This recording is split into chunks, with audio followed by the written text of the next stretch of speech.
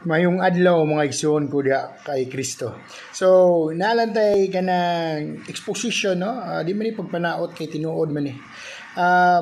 Karon, na-expire na po ang ilang franchise sa ilang simbahan. Kay bagong tuig naman. So, another falling in line na sad sa SEC or sa Security Exchange Commission.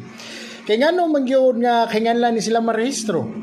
Kay dili man sila state religion nga sama sa simbahang katoliko. Ang simbahang katoliko no need mag-register sa Security Exchange Commission tungod kay kini mao ang state religion. Ang matuod gid nga gitukod ni Jesucristo.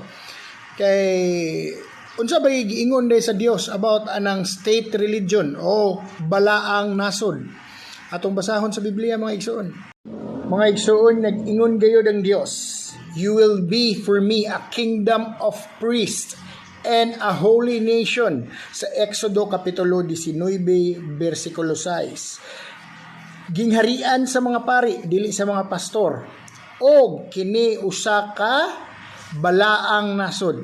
O ang simbahang katoliko usa ka balaang nasod maong no need mo register sa SEC kay it is a state religion. God bless and always know your religion.